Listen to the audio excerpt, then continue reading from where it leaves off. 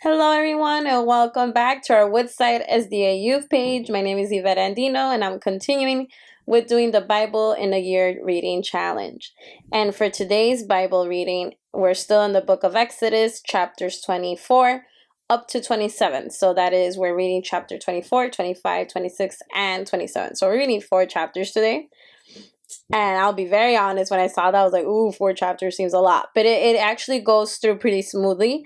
It is again it gets a little, things are getting a little heavier in content because God is giving regulations to protect and to help seal the people of Israel as his people, and to also how to survive and thrive into their new promised land.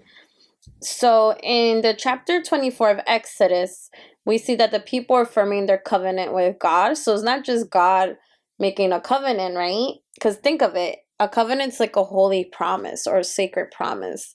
So if I promise, let's say, as a school counselor, I promise one of my students, okay, for maybe Valentine's Day, we're going to celebrate friendship, right? In our counseling groups. And I promise you guys, I will bring, let's say, some Valentine individually wrapped, COVID safe, friendly snack, right? Let's say if I were to say that. So if I promise that to a student, who's in the promise? It's me, right? The one who's gonna keep the promise, right? God willingly. And also the student or those involved within that promise. So that is what God does in the covenant. He is involving us, but as well as his participation. So it's very sacred. So it says in verse 1, God told Moses, come up to the Lord, you and Aaron, Nadab and Abihu. So Nadab and Abihu are Aaron's older sons, right? Because they're the high priests. Remember, Moses is in the tribe of Levi, and God has designated the tribe of Levi as high priest for God. So they're going up, and it says, Moses alone shall approach the Lord, but the others shall not come near, nor shall the people come up with him. So the people of Israel had to stay where they were. And Moses is such a good leader. He doesn't leave the people of Israel, okay, guys, we're going to go on this journey. You guys stay here relaxing. No, he's like, you guys keep doing what you're doing, and he's like, be safe, behave well, right? Like, he's kind of like a father to them. But he also leaves Aaron and to be part and to also help them out while when he's alone with God in the Mount Sinai. And it says in the same chapter 24, but verse 12. Now the Lord said to Moses, come up to me on the mountain and stay there, and I'll give you the stone tablets with the law and the commandments, which I've written for their instruction. So I said this, I believe, yesterday, that God gave the 2 stone tablets, the famous 10 commandments that we see. And he says, I have written. So God took his time, right? Because God is not defined by time like we are. He's eternal. But he still took time, even if it took him milliseconds, to write it, and with his own hands. Like, that's awesome. I don't know. I find that very impressionable, because I'm just like, God didn't have to do that, but he did. So he's awesome. And then the most interesting verse for me in this chapter was the last one, because it says, Moses entered the midst of the cloud and went up the mountain. He was on the mountain 40 days and 40 nights. For those who are Bible scholars, those who are studying theology, those who just like myself who read the Bible, we're aware that the number 40 is a very special number to God. Remember Noah's and the flood, where Noah's ark was there 40 days and 40 nights. So there's something with 40 that seems to mean something. And I believe, based on my previous studies and different sermons I've heard, different messages, and different groups I'm involved with the Bible reading, it says 40 days means a completion. So it probably took 40 days to tell God to tell Moses, this is what I need you to do, and tell people of Israel. So the number 40 seems to be a completion. And a lot of psychologists in the psychology and counseling world, it takes about 40 days to form a habit, to make it secure. Not saying that it's 100% guarantee you can make. Let's say if the habit is to exercise, if you do it for 40 consecutive days, you'll exercise forever, which I hope everyone is exercising, right?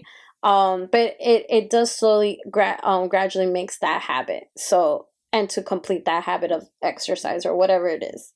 So the number 40 is very special in the Bible. Just a fun fact for you guys. Now, Exodus chapter 25 is the offerings for the sanctuary. We start seeing how God tells Moses to make the covenant, the Ark of the Covenant, and the sanctuary where they're going to do the sacrifices. How are the high priests going to do it? Where are they going to sprinkle the blood? Where are they going to kill the animal? Who is going to go into that tent? I say tent, into that holy presence, the high priest, right? Then there's the table of bread, and they use a lot of acacia wood. It's awesome.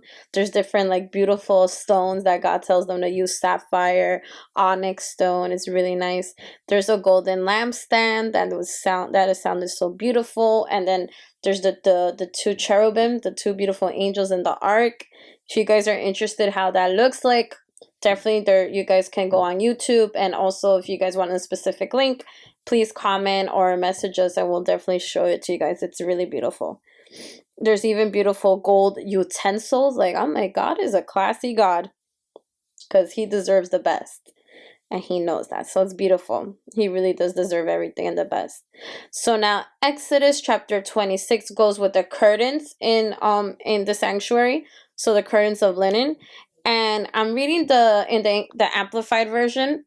It says that one of them is like the Moroccan leather, and I don't know if you guys seen like the markets of Morocco, or even just go on YouTube or Google and look at it. Those materials so fine, it's so delicate, so beautiful, and I can imagine it's pricey, but it's so worth it. Like, I'm like, wow, God has beautiful taste.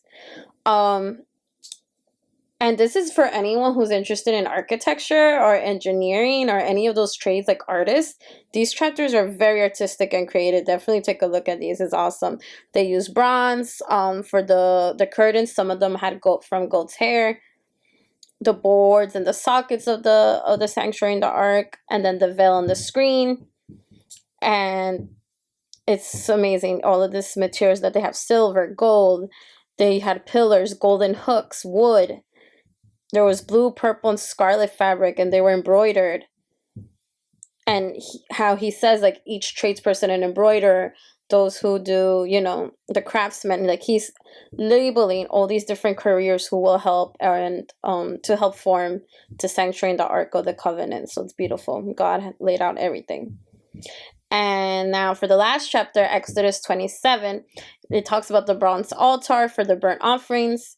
And it's made of the acacia woods. There are horns involved, like make horns on 4 corners, so similar to, I guess, the goat's horns. The cord of the tabernacle was beautiful as well. There's curtains, fine linen, bronze. There are pillars, and trying to see, there's one more, the embroidery of it. And again, there was bronze. And again, the tabernacle's utensils are they're to use in the service, and all of its sticks and all the sticks for the court shall be of bronze. So it's very nice. And here it says here, in the tent of the meeting of God with his people, outside the veil, which is in front of the ark of the testimony, and sets it apart, Aaron the high priest and his sons and their grandsons, and like, they're going to be the high priest, shall keep the lamp burning from evening to morning before the Lord. It shall be a perpetual statute to be observed throughout their generations on behalf of the Israelites. So it's very nice. And I think what I really appreciate the chapters is how organized and neatly written the instructions are. So I couldn't imagine why Moses was there for 40 days, 40 nights. I'm like, you probably needed that time, and God knows exactly why certain things happen in a certain time. So it was I appreciate that from this Bible reading. And it went smoothly. It didn't feel as long as I thought when I was like, oh, 4 chapters with this is heavy content. And it was, but it's very interesting. I love the materials. I love the way God set everything up. And this is just a version of what he has in heaven. So he was able to translate that on earth so we could have that sanctuary. It's amazing. And I don't know if any of you are asking this, like, so why we don't have it now? Well, Jesus is the sanctuary. He was the ultimate lamb. We don't need to be killing animals for sacrifices anymore. Jesus was the ultimate. He put an end to all of that. And when we go to heaven, we'll see how the sanctuary really is originally and how they did it earthly. So we're going to see a huge difference, but it's going to be amazing how similar and how they were able to replicate it because of God's God's instruction, God's mercy, and supplying them the resources. And all the hard work that the people who did it, they did a really good job. So I hope this was interesting, and I hope this just engages you and motivates each and every one of us to read. Definitely making these videos helps me to keep on reading and fulfill that promise that I told myself, that I want to read the Bible in a year in a sequential order. We're almost done with Exodus. We're about to go to the next book. So get ready. So thank you, everyone. Have a great day and a great rest of the evening and a great week. My partner Luis will be in charge this week, so we'll be seeing him. So definitely be engaged and tune in. God bless everybody. Bye bye.